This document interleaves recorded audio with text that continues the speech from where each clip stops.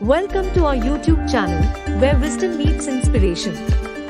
In this channel, we share valuable insights to help you become the best version of yourself. Our content is designed to uplift your spirit and enrich your life. Make sure to subscribe to our channel to stay connected with this incredible journey. Click the subscribe button below. Consciousness is not the mind. Why this step is important?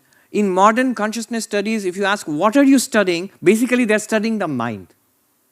What is being studied in consciousness studies? Memory, feelings, ideas, attitudes, perception, pleasure, pain, all mental. And here comes Vedanta saying, that's also not consciousness. Why? Because those are objects to consciousness.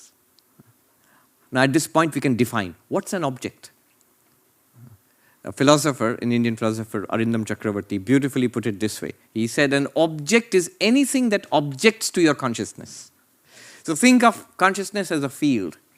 And in that field, as it spreads out, it hits people, chairs, colors, sound. These are objects. Anything that you can categorize as this is an object.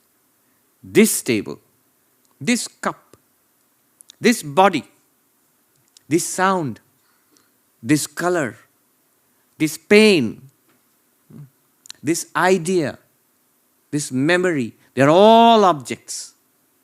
So mind is also object, it's not consciousness. Consciousness is not mind. Consciousness is the witness of mind. Witness means experiencer, illuminer of the mind. Third step. Then you go further. How many consciousnesses are there? We might think, well, there are 100 people present, 200 people present, so there must be 200 consciousnesses. There are now what? 7 or 8 billion people on this planet, 7 billion or 8 billion people on the planet, 8 billion consciousnesses. Then animals have consciousness, plants have consciousness, so billions and billions of consciousnesses, or one. I will not go into the arguments here, but I'll indicate the line of argumentation. So there are schools of philosophy in ancient India which said many consciousnesses. For example, the very ancient school of Sankhya. They said we are consciousness, but we are all separate consciousnesses. Each one is for separate. And the non-dual school, which we are talking about, they challenged the Sankhya school and said not many consciousnesses, one consciousness. One or two sample arguments and then we will move ahead. So what the non-dualists do, the Sankhyans are dualists in the sense that there are two ultimate realities, subject and object, consciousness and matter, material nature. So the whole universe, including the body and the mind, is material nature, and you are consciousness. But how many consciousnesses? They will say many consciousnesses. Now what the non-dualists do is they reverse the question. They ask the Sankhyans, why do you say there are many consciousnesses? For example, are there many bodies here? Yes, you can count. There are 200 bodies here. Are there many minds here? Yes, you count. That's an opinion poll. That's a psychological test. That's an examination in school. You get many, many answers. Clearly, there are many minds working here. But if you are separating consciousness from body and mind, would you say that there are many consciousnesses or one consciousness? It seems common sense that many consciousnesses.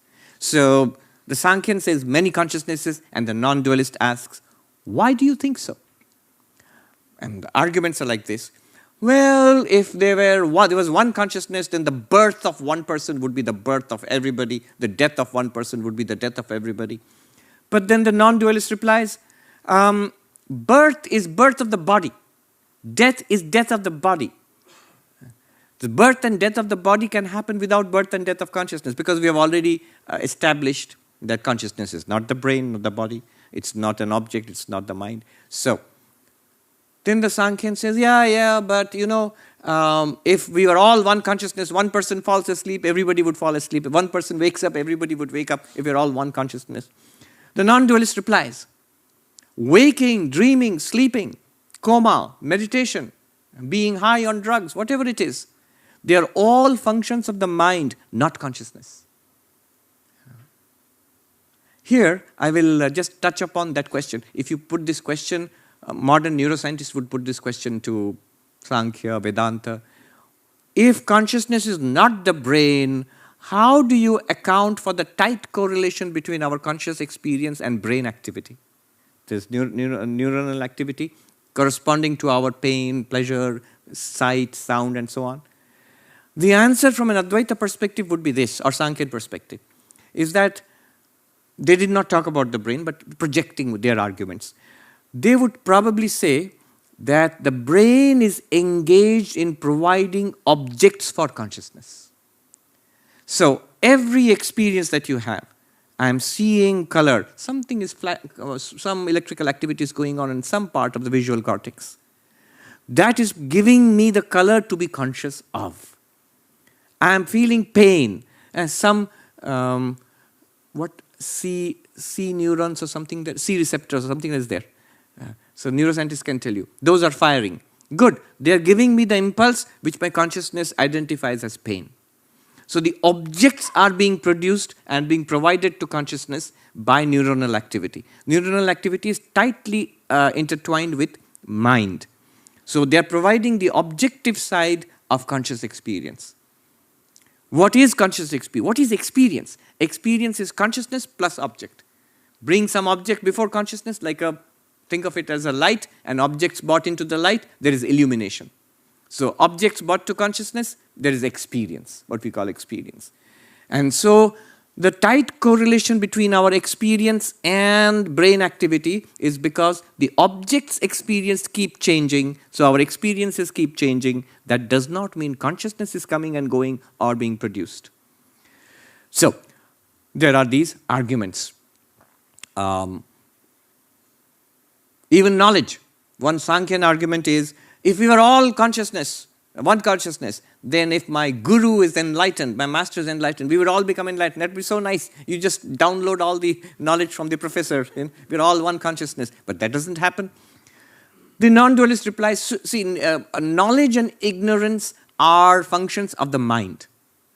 The same consciousness can illumine the knowledge in the guru's mind and can illumine the ignorance in the disciple's mind. Consciousness remaining the same.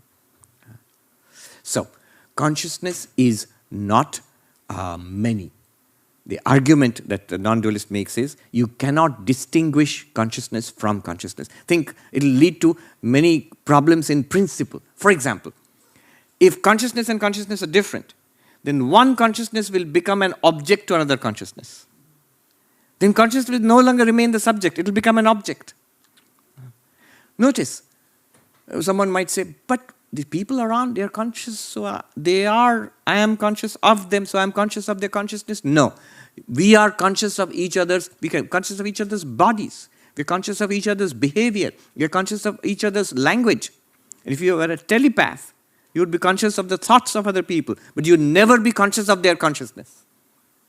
Consciousness is that pure subject which never becomes an object. Therefore, the subtle claim is consciousness is one in all beings. Become Swami Vivekananda's messenger. Share the video with 3 of your friends.